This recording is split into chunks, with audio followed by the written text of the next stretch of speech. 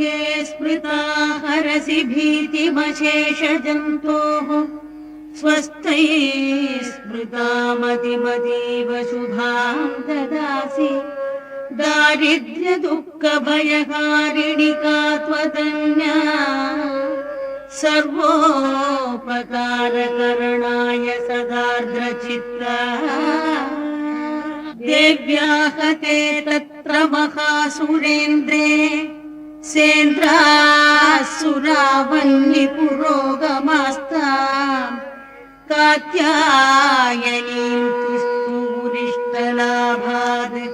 विकासि वक्त्राब्ज विकासिताशाः देवी प्रपन्नार्तिहरे प्रसीद प्रसीद मातर्जगदोऽखिलस्य प्रसीद विश्वेश्वरि पाहि विश्वम् त्वमीश्वरी देवी चराचरस्य आधारभूता जगतस्त्वमेका महीस्वरूपेण यतस्थितासि अपां स्वरूपस्थितया त्वयैतत् आप्यायते कृत्स्नमलङ्घ्य वीर्ये त्वं वैष्णवी शक्तिरनन्तवीर्या विश्वस्य बीजं परमासि माया सम्मोहितं देवि समस्तमेतत्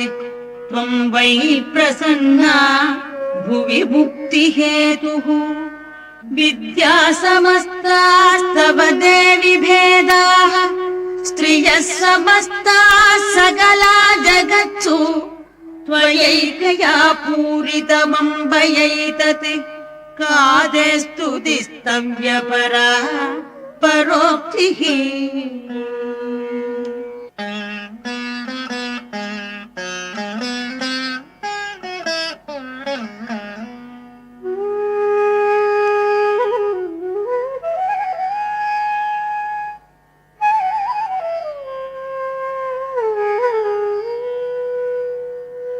सर्वभूता यदा देवी भुक्ति मुक्ति प्रदायिनी त्वं स्तुता स्तुतये का वा भवन्तु परमोक्तयः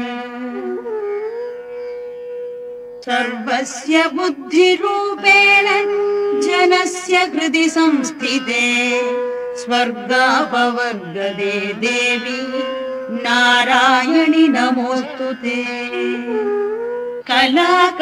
कलाकाष्ठादिरूपेण परिणामप्रदायिनी विश्वस्योपरदौ शक्ते नारायणि नमोस्तुते सर्वमङ्गलमाङ्गल्ये शिवे सर्वार्थसाधिके शरण्ये त्र्यम्बके गौरि नारायणि नमोस्तुते सृष्टिस्थितिविनाशानां शक्तिभूते सनातनी गुणाश्रये गुणमये नारायणि नमोस्तुते शरणागत दीनार्थ परित्राण परायणे सर्वस्यार्तिहरे देवी नारायणि नमोस्तुते हंसयुक्त विमानस्थे ब्रह्माणि रूपधारिणि कौशाम्बक्षरिके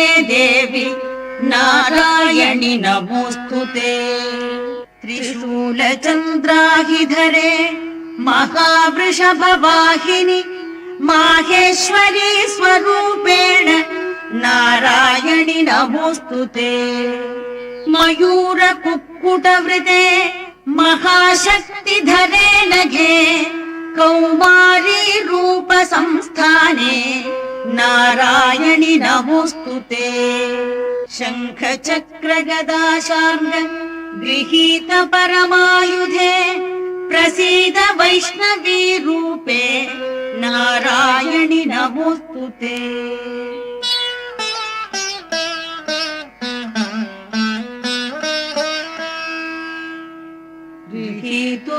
गृहीतोग्रमहाचक्रे दंष्ट्रोद्धृतवसुन्धरे वराहरूपिणि शिवे नारायणि नारायणि नमोऽस्तु ते। नृसिंहरूपेणोग्रेण हन्तुम् दैत्यान् कृतोद्यमे त्रैलोक्यत्राणसहिते नारायणि नमोऽस्तु ते। किरीटिनि महावज्रे सहस्रनयनोज्ज्वले वृत्रप्राणहरे चैन्द्रि नारायणि नमोऽस्तु ते। शिवदूती स्वरूपेण हतदैत्यमहाबले घोररूपे महारावे नारायणि नमोऽस्तु ते। दंष्ट्राकरालवदने शिरोमाला विभूषणे चामुण्डे मुण्डमथने नारायणि नमोऽस्तु ते। लक्ष्मीलज्जे महाविद्ये श्रद्धे पुष्टिस्वधे ध्रुवे महारात्रि महामाये नारायणि नमोऽस्तु ते। मेघे सरस्वति वरे भूति माब्रवीतामसि नियते त्वं प्रसीदेशे नारायणि नमोऽस्तु ते।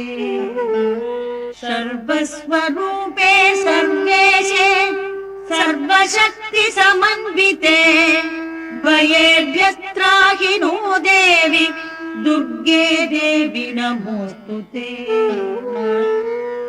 एतत्ते वदनं सौम्यं लोचनत्रयभूषितम् पातु नः सर्वभूतेभ्यः कात्यायनि नमोऽस्तु ते।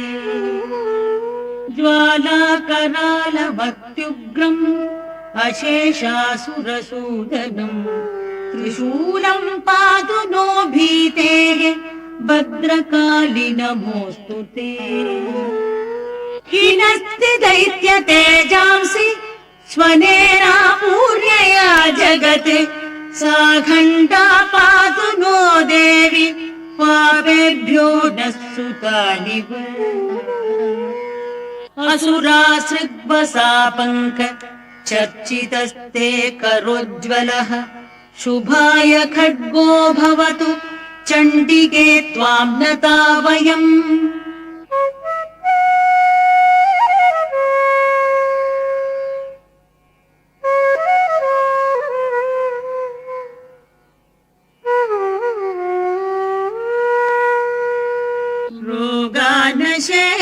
रोगानशेषानपहंसि तुष्टा रुष्टा तु कामान् सकलानभीष्टान् त्वामाश्रितानां न विपन्नराणाम् त्वामाश्रिता हि आश्रयतां प्रयान्ति। एतत्कृतं यत्कथनं त्वयाद्य धर्मद्विषां देवि महासुराणाम् रूपैरनेकैर्बहुधात्ममूर्तिम् कृत्वाम्बिके तत्प्रकरोति कान्या। विद्यासु शास्त्रेषु विवेकदीपेषु आद्येषु वाक्येषु च कात्वदन्या मम त्वगर्तेति महान्धकारे बिभ्रामयस्येतदतीव विश्वम्। रक्षांसि यत्रोग्रविशाश्च नागाः यत्रारयोदस्युबलानि यत्र दावानलो यत्र तदाब्धिमध्ये तत्र स्थिता त्वं परिपासि विश्वम्।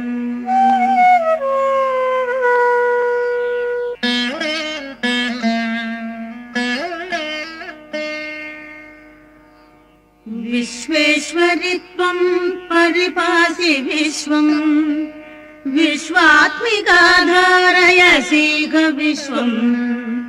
विश्वेशवन्द्या भवती भवन्ति विश्वाश्रया ये त्वयि भक्तिनम्राः। देवि प्रसीद परिपालय नो ऋभीतेः नित्यं यथा सुरवधात् अधुनैव सद्यः पापानि सर्वजगदां प्रशमं दयाशु उत्पादपाकजनितांश्च महोपसर्गान् प्रणतानां प्रसीद त्वं देवि विश्वार्तिहारिणि त्रैलोक्य